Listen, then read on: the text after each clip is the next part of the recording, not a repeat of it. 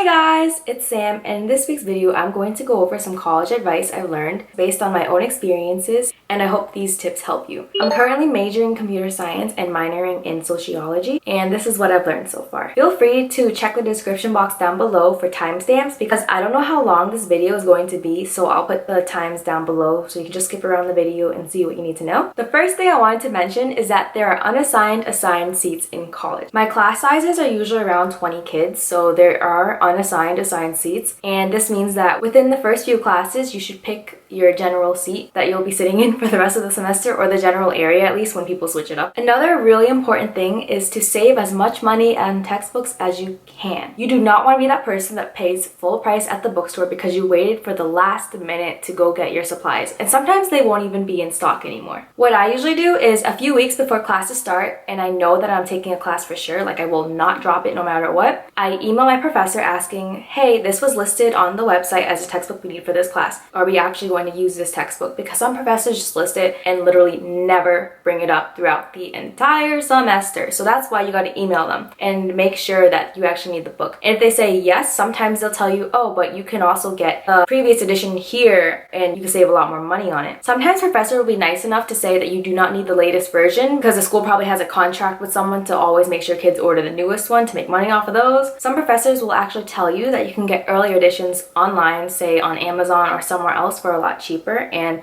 that's perfectly fine for the whole semester. I really trust other websites like AbeBooks, for example, because on this website, here's a really good story. It was my first semester of classes ever, like my freshman year. It was one of my required general studies classes. My professor told the class about a month before summer started about this textbook that we all needed to order if we wanted to buy it elsewhere or through the school so we can get a head start on it. I think it was like the 6th edition of an urban studies book, and it was new. It was just going to be published that year. The publisher hasn't printed or sent over the amount of books that we need for our school yet, so we were stuck waiting for a while. Since we were waiting, I found one a lot cheaper on abebooks.com. The full price of this book was probably $80, but I found one for, I believe it was $40 something, almost half the price, and the books weren't even available yet for our school. When I got my book, right after the professor changed his mind about getting the new edition for everyone, so they'd get the 5th edition instead of the 6th edition, I was like, my book is here. Like, I have the 6th edition while it wasn't even available at the school yet, so I was just like, this is awkward. Long story short, you should definitely check out these other websites that offer books for way cheaper, and they're the newest edition. The only thing you have to watch out for is kind of like Amazon, so it comes from different warehouses or stores across the country or even internationally. And if you really did wait until the last minute, check if your school offers price matching to Chegg and Amazon or something like that. It's not the best because for our price match, we get credit to our own school's bookstore instead of having a discount. So it depends on what you want. Like if you know you're going to spend that credit at the bookstore, then I think it's worth it.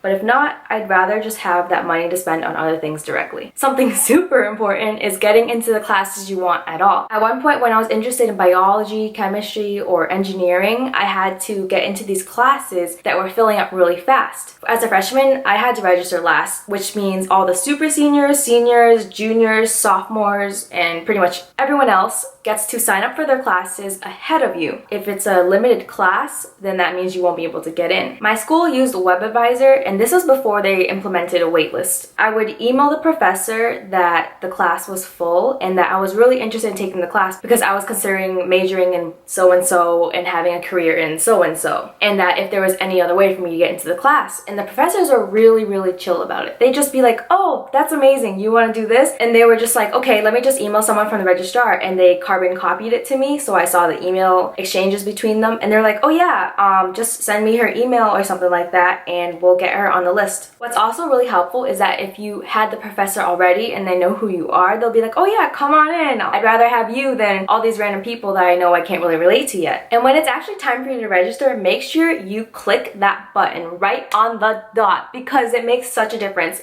At one point, I was registering with 3 of my friends. We were all like, okay, let's try to get into this history class since it's a requirement and we can all take it together, blah, blah, blah. And we were clicking it and it loaded.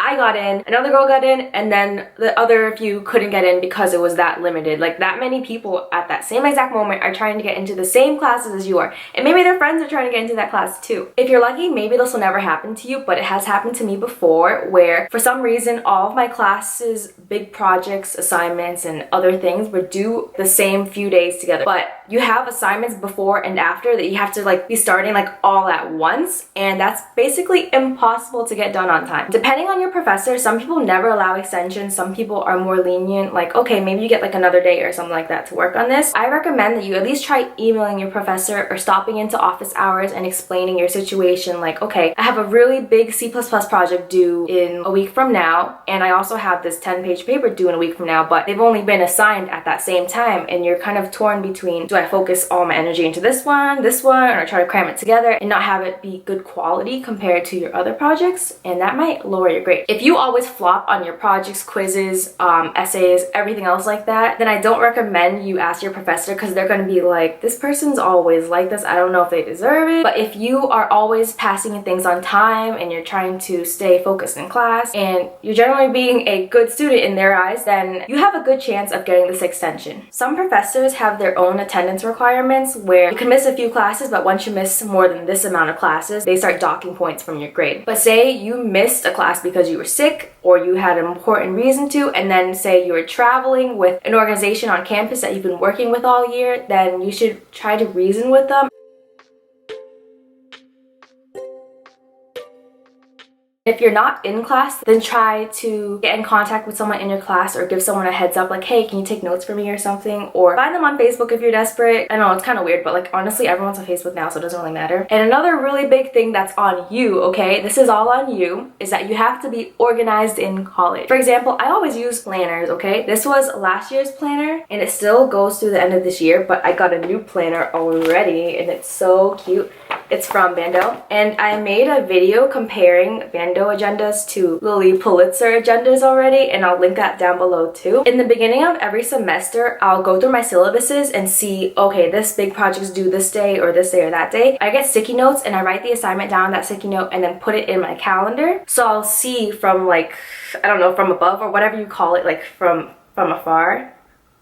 So I'll have a general overview of when every big assignment is due, or have an exam on this day or lab on this day or something like that. Sometimes your professors will change dates, like push things back. I've never had anything pushed forward, but maybe if there's like a snowstorm or something. I'm on the East Coast, by the way, New England, so we get snowstorms a lot. And if that happens, then I just move the sticky note instead of having to erase out or wipe out some things I've written before. Make sure you check the description box down below again for like the 500th time, just in case, because I might add some things I've forgotten or something like that.